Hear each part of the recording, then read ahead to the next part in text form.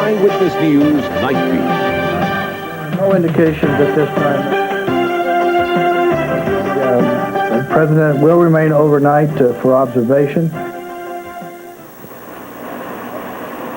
President Bush spends the evening at Bethesda Naval Hospital in Maryland after he collapsed while jogging. Good evening. The president is described as relaxed and in good condition tonight. Mr. Bush suffered shortness of breath and fatigue earlier today. It happened as he was jogging at Camp David. From there, he was helicoptered to the hospital. With more on how this night unfolded, we turn to Channel 3 Washington Bureau Chief Tina Gallant. Tina? Well, Jim, Odetta, the president's complaint was a very simple one. He felt very tired and out of breath. That led to a checkup by his doctors out at Camp David and then the quick flight to Bethesda for a more thorough testing tonight. The president arrived at Bethesda Naval Hospital early this evening after being diagnosed by his doctor as having an irregular heartbeat, not in itself considered life-threatening. There are no indications at this time that he had a heart attack. In fact, the president's spokesman said Mr. Bush remained relaxed and even joked as he was transported from his retreat at Camp David to the hospital for observation and tests. Here at Bethesda Naval Hospital, officials say the president seemed in good spirits when he arrived by helicopter from Camp David at 6 this evening. He walked without assistance from the helicopter to a waiting limousine and then on to his room where he is undergoing observation. Vice President Dan Quayle was notified of the president's condition as he was giving a reception at his home in Washington. Although the White House insists the possibility of Quayle's assuming presidential duties never came up. This was never considered to be that serious. There's never been any question of the president losing consciousness or not being able to carry out his functions. As evidence of the president's fitness, the White House suggested that Mr. Bush, who will be 67 next month, may resume his daily 2-mile jogs within days. Tonight, the president ate dinner with his wife and watched his press secretary on TV, telephoning in at one point to answer a question Marlon couldn't. The president just called in to say that he was running or walking for about 35 to 40 minutes. Mrs. Bush is spending the night at the hospital with the president tonight. Mr. Bush will remain under observation, and it's possible, we're told, he could be released as early as tomorrow. White House says we'll hear first thing in the morning about that. Jim, So a sense, Odetta? Tina, that things are going to be getting back to normal pretty soon. Was there ever any speculation at all? I know that you mentioned the vice president, but any speculation at all tonight, and I know it's early, about what this may mean politically down the road? Is Mr. Bush in good shape and strong enough to get back to work soon? Well, certainly the whole spin the White House wanted to put on this, and from Marlon Fitzwater's presentation this evening, everything was that this was very minor, that the president was simply beat when he was out jogging. They checked on it. They're going to do more thorough testing this evening. He ought to be out within a day or two and back to jogging soon. So certainly the whole presentation this evening from the White House, Jim, was that this was nothing serious. That obviously could change if something crops up in testing over the next day or two. Surprise. There's talk also that he'll resume his regular schedule as planned next week if all goes well with the testing. So far, Odetta, that's what we hear. Monday morning, he's supposed to be back at the White House and on the job, and we were told he's made a point of saying that. Tina Gallant, thank you very much for joining us tonight. Right. Now let's find out more about what the president's condition is exactly and what the long-term prognosis might be. Joining us now is cardiologist George Mitchell from St. Francis Hospital. Good evening, doctor. Thank you for joining us this evening. How serious is the condition that the president was affected with earlier today, the irregular heartbeats? We're hearing that it is not life-threatening, but surely it's not something that you want to happen. Well, no, it's actually a fairly common abnormal heart rhythm that can occur in normal people with no evidence of any underlying heart disease. And in and of itself is rarely dangerous or life-threatening and can usually be controlled quite easily medically. In fact, most often the abnormal heart rhythm reverts spontaneously back to normal fairly quickly. We've all experienced, or most of us have, an extra skip or beat in our hearts. What was the sensation that the president might have been going through or experiencing this afternoon? Well, most likely a very rapid and irregular heartbeat is what most patients complain of, or palpitations is how they often term it. Occasionally people can feel short of breath or have other abnormal chest sensations that are uncomfortable. We're told that the president has been given some medication also for the condition. Yeah, Is the it medication. Joxin? Yeah, the medication they described is the standard treatment to slow down the rapid heartbeat, and usually spontaneously it converts to normal. We hear also that he had a steak dinner tonight with some potatoes. Could he be back jogging again as soon as, say, a week? I would expect so. He should be able to resume normal activities fairly soon. Okay, thank you very much for joining us this evening, Dr. Mitchell. You're welcome. Jim. Well, the president got a get-well call from his former baseball coach at Yale tonight. Joe Rosamondo called Bethesda Hospital shortly after hearing about the president. The two have remained close friends since Mr. Bush graduated from Yale. The president called on Rosamondo a year ago when he was in the hospital recovering from a heart attack.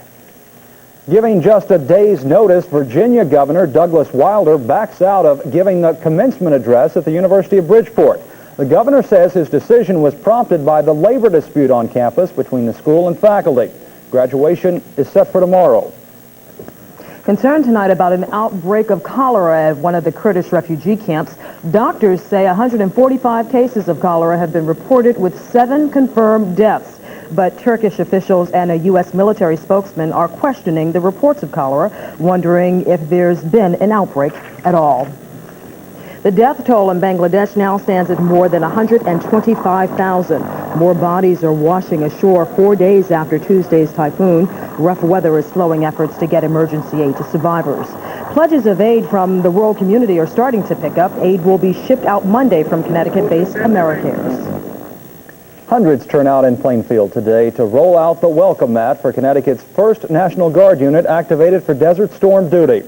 Members of the 142nd Medical Company shared tears of joy and at the same time sadness. For 2 among them, they lost to a landmine accident. Today's ceremony was in part a tribute to 19-year-old Cindy Bodewin of Plainfield and a doctor who joined their unit in Fort Devens and was also killed with her. Let us never forget that they're part of our community and they'll live on in this community forever. We did our job over there, and I think we did a good job over there, and see everybody, waiting for, us and stuff like that. It's just really good, and Cindy would have loved it. Only half of the unit's 62 soldiers are here today. The others are due back in the U.S. on Monday. Plans are already underway in Plainfield for a celebration for them, too. Still to come with you on the Night Beat, a look at how military contracts are helping to boost the spirits of Connecticut's defense companies. But are they boosting the state's economy? And NASA flying high, high, high tonight after Discovery astronauts succeed in repairing some key scientific instruments. The pictures, the details, coming up. You're watching Eyewitness News NightBEAT, Southern New England's #1 newscast, with Jim Handley, Odetta Rogers, Bruce DePrest Weather, and Eric McClendon Sports.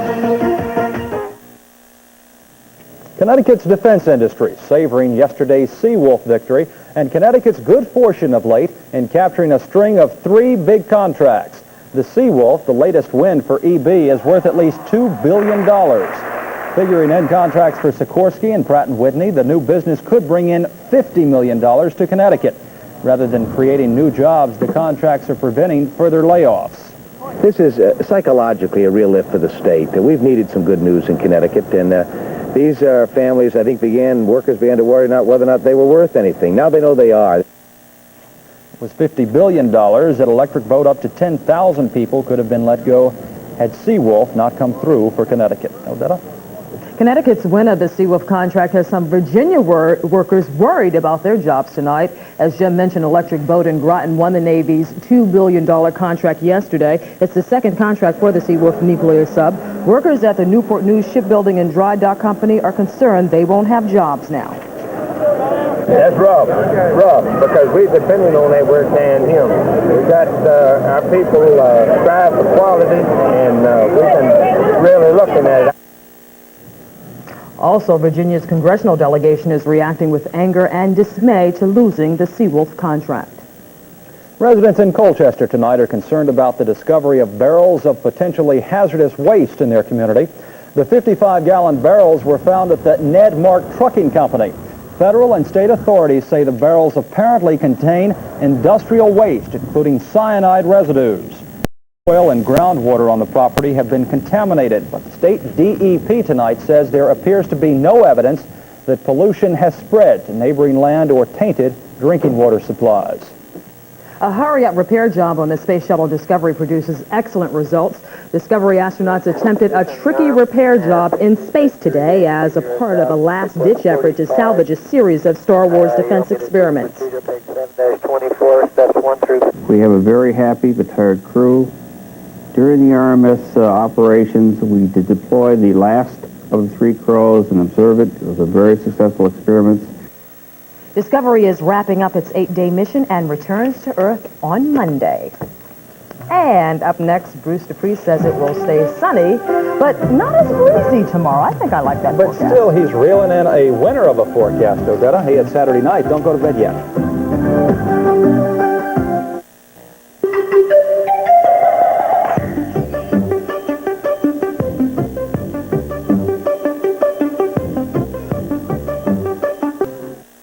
Tonight's Channel 3 weather is brought to you by Federal Express.